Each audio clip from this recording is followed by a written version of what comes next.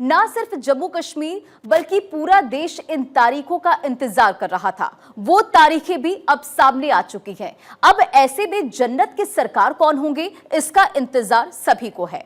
Article 370 हटने के बाद जम्मू कश्मीर की दो अहम पार्टियां नेशनल कॉन्फ्रेंस और पीडीपी केंद्र सरकार पर हमलावर थी। एलजी मनोज सिन्हा पर सवाल उठा रही थी, लेकिन शुक्रवार को शायद उनकी शिकायत दूर हो गई।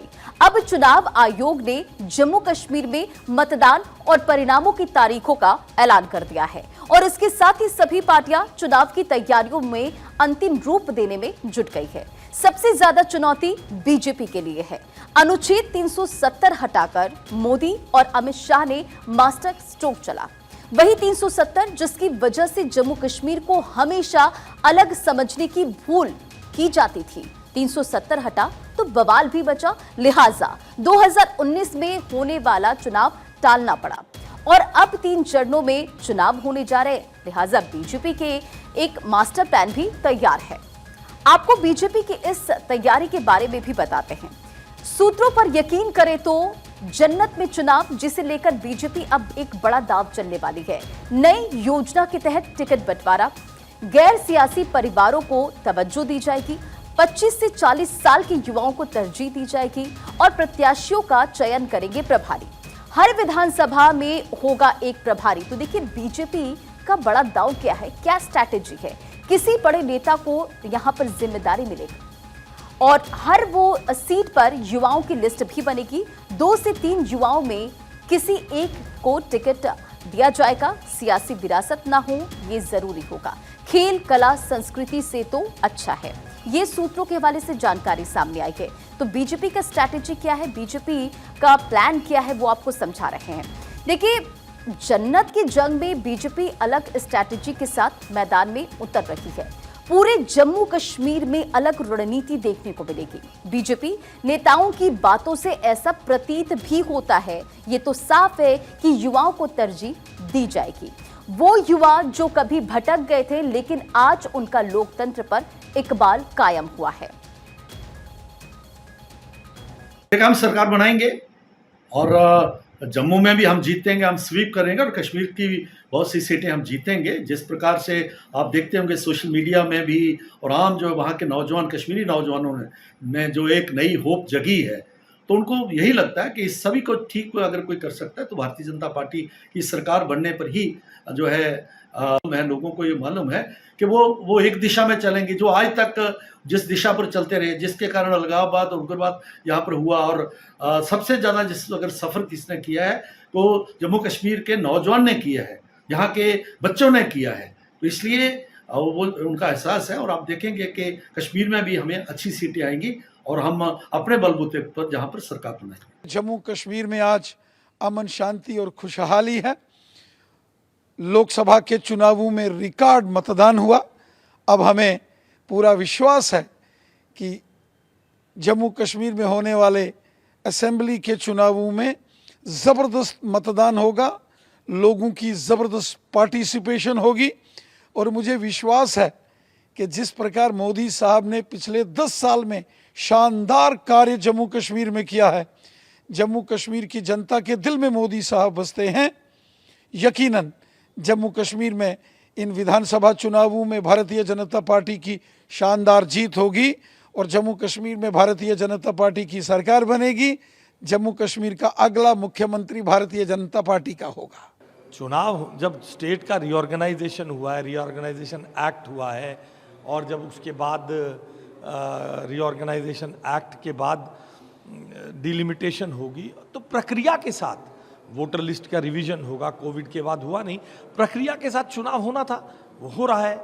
और अगर जैसे फारूक और साहब और उमर साहब कह रहे थे कि चुनाव नहीं होगा, तो आज उन्हें देश की जनता से, चुनाव आयोग से और जम्मू कश्मीर की जनता से माफ़ी मांगनी चाहिए कि वो इस प्रकार के बयान देते हैं जिससे देश की संवैधानिक संस्थाओं पे लोगों का ध्यान, लोगों का जो विश्वास कम हो। यही तो इमरजेंसी की मानसिकता है। तो बीजेपी जो कि जीत को लेकर आश्वस्त नजर आ रही है। जम्मू कश्मीर में चुनावों का ऐलान हुआ तो वहां भी हलचल तेज हो गई। घाटी में चुनाव को लेकर लोग उत्साहित हैं। आपके सामने राजौरी की कुछ तस्वीरें दिखाते हैं। शुक्रवार को चुनाव आयोग ने तारीखों की घोषणा की तो लोगों की उम्मीद जगी अपना नुमाइंदा चुनने की और अपनी सरकार बनाने की। स्थानीय लोगों का कहना है कि कश्मीर के लिए ये ऐतिहासिक दिन होने जा रहा है। 370 हटने के बाद ये चुनाव अब नया सवेरा लेकर आ रहा है। यहाँ के लोगों का क्या कुछ कहना है, सबसे पहले सुनिए। ये एक गवर्नमेंट का जो डिसीजन है बहुत ही अच्छा डिसीजन लिया, क्योंकि जितने भी लोग हैं वो यही चाहते हैं कि हमारे एरिया की डेवलपमेंट होनी चाहिए। क्योंकि इससे पहले जो था कि 70 साल से हम लोगों के एरिया में डेवलप नहीं की गई, क्योंकि लोग सिर्फ कश्मीर की तरफ पैसे को लेके जाते थे क्योंकि सीएम वहाँ का होता था। और आज ये डिसीजन जब आया इलेक्शन कमीशन के ऑफिस से तो लोग बहुत ही खुश हैं। लोगों के अंदर एक खुशी दिखने को मिल रही है और हम लोग भी बहुत खुश हैं। हम चाहते हैं कि इलेक्शन जल्दी से जल्दी आए ताकि हमारी गवर्नमेंट बने और हम लोगों के काम कर सकें। बहुत ही लंबे अरसे से जो है कहीं ना कहीं जम्मू कश्मीर की आवाम चाहती थी कि यहाँ पे एक असेंबली हो, यहीं का चीफ मिनिस्टर हो, और उसके लिए जो है भरपूर कहीं ना कहीं कोशिशें भी रहती थी और उन्हीं कोशिशों को आज कामयाब किया है इलेक्शन कमीशन ऑफ इंडिया ने। हम सबसे पहले जो है इलेक्शन कमीशन ऑफ इंडिया का बहुत बहुत धन्यवाद करते हैं कि जिन्होंने जो है बहुत ही स्मूथली इससे पहले जो है पार्लियामेंट्री के चुनाव कराए हैं और जिस तरह से जो है उन्होंने आज यहाँ पे जो है अनाउंसमेंट की है कि इलेक्शन 3 फेसेस में जो है जम्मू एंड कश्मीर के कराए जाएंगे, बहुत ही बड़ी बात है। और मैं मान के चलता हूँ कि कहीं ना कहीं नए जम्मू कश्मीर की शुरुआत होने जा रही है। क्योंकि 2014 के बाद जो है यहाँ इलेक्शन नहीं हुए थे, ऐसा लग रहा था कि ये इस देश के अंदर जो है वो डेमोक्रेसी जो ख़त्म हो चुकी है। तो कहीं ना कहीं जो इलेक्शन जो अनाउंस हुए लोगों के अंदर खुशी की लहर जो है जागी है। और मैं खास करके यहाँ की जो गवर्नमेंट है मैं उनसे भी अपील करूँगा, यहाँ की जो हमारी सिक्योरिटी एजेंसियाँ हैं उनसे भी अपील करूँगा कि जो हमारे कैंडिडेट जो कंटेस्ट करेंगे, जो वर्कर हैं, उनको पूरी सिक्योरिटी प्रोवाइड की जाए। हालातों को मद्देनजर रखते हुए यहाँ के हालात भी इस समय जो है बड़े नाजगार चल रहे हैं। तो इससे जो है कि जो हमारे इलेक्शन हो वो फ्री एंड फेयर इलेक्शन होने चाहिए। भले ही जम्मू कश्मीर नई सुबह में सांस ले रहा हो, चुनाव के साथ अपनी सरकार चुनने जा रहा हो, लेकिन स्थानीय पार्टियों को कई चिंताएं भी सता रही है। चुनाव के ऐलान से ऐन पहले लेफ्टिनेंट गवर्नर को शक्तियां देना स्थानीय दलों को रास नहीं आ रहा। कल ही नेशनल कॉन्फ्रेंस के नेता और पूर्व सीएम उमर अब्दुल्ला ने अफसरों के ट्रांसफर को लेकर सवाल खड़े किए। उन्होंने कहा कि ऐसा करके बीजेपी को फायदा पहुंचाने की रणनीति बनाई जा रही है ताकि जम्मू कश्मीर की पार्टियों को नुकसान पहुंचाया जा सके। कि लगातार पिछले 24 घंटे में जो बेशुमार यहाँ ट्रांसफरें हुई, इलेक्शन कमीशन को उनका फौरी तौर जायज़ा लेना चाहिए। इतने सारे अफसर अचानक ट्रांसफ़र किए जाना, हमें तो शक है कि ये हुकूमत, दिल्ली की जो हुकूमत की पार्टी है बीजेपी, उन्हीं का लगाया हुआ लेफ्टिनेंट गवर्नर है यहाँ पे। बीजेपी को मदद और बीजेपी को फ़ायदा और उनके जो सहयोगी बी टीम, सी टीम, डी टीम है यहाँ पे, उनको मदद पहुंचाने के लिए ये ट्रांसफरें कराई गई हैं।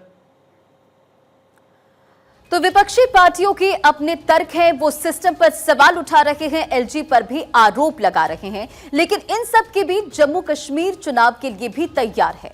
सोल्जर से लेकर वोटर तक तैयार हैं। जम्मू कश्मीर में सुरक्षा एक अहम और बेहद जरूरी मुद्दा रहा है।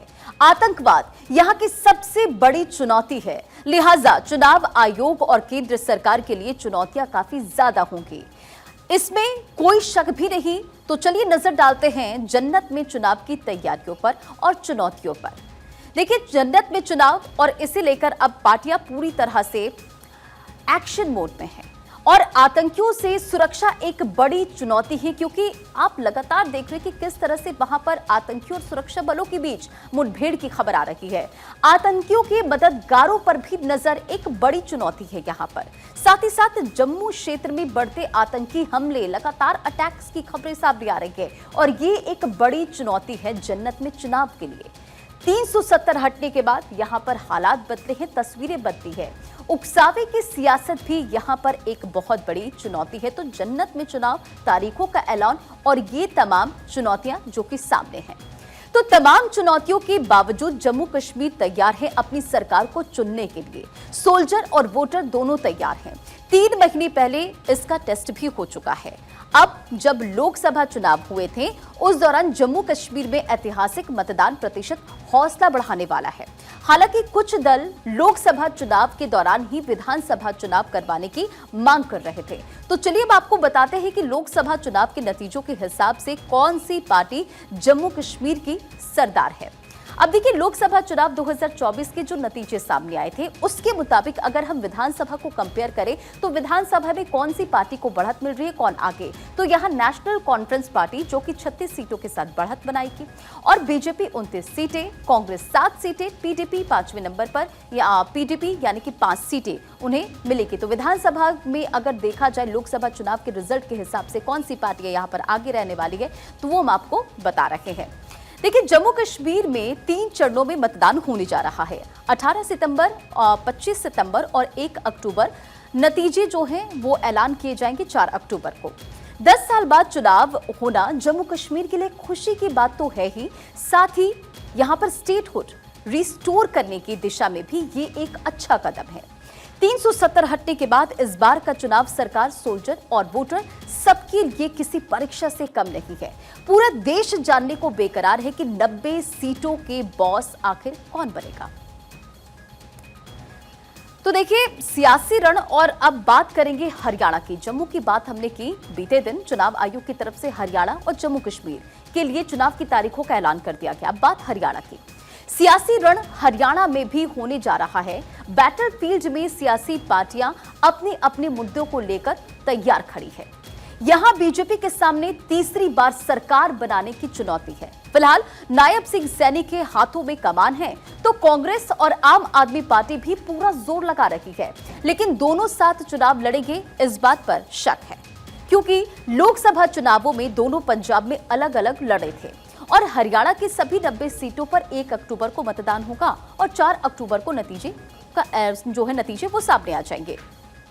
जम्मू कश्मीर के साथ साथ हरियाणा के चुनाव पर भी सबकी निगाहें टिकी है, क्योंकि यहां बीजेपी की साख दांव पर है। कुछ महीनों पहले हरियाणा में सियासी बदलाव भी देखने को मिला था, जब नायब सिंह सैनी को बीजेपी ने मुख्यमंत्री की कुर्सी पर बैठा दिया। मनोहर लाल को लोकसभा चुनाव लड़वाकर केंद्र में मंत्री पद दिया गया। तारीखों का ऐलान किया, उसका स्वागत करते हैं। हमारी पूर्ण तैयारी है।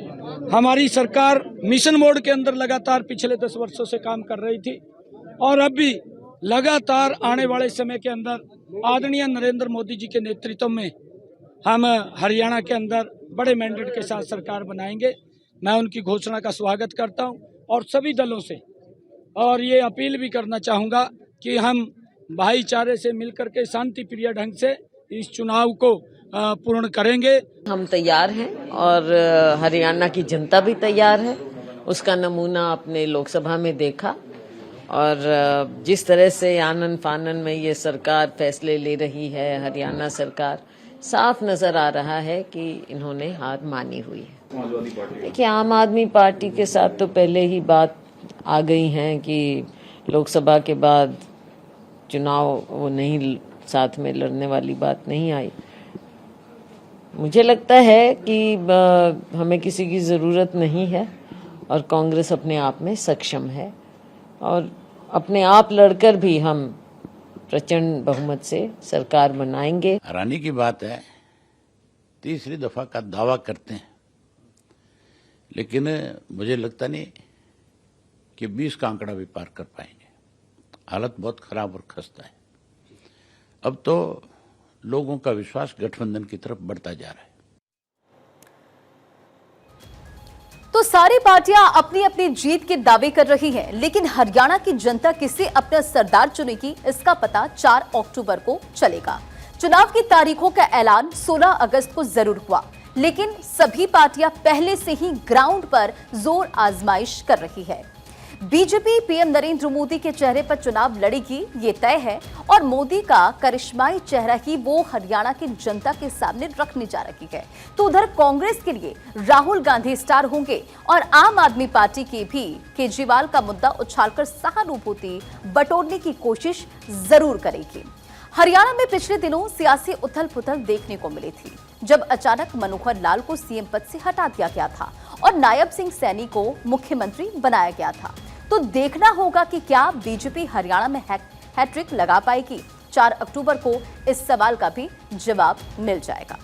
तो हरियाणा और जम्मू कश्मीर में होने वाले चुनाव को लेकर पार्टियां पूरी तरह से एक्शन मोड में नजर आ रही है, क्योंकि चुनाव की तारीखों का ऐलान हो चुका है।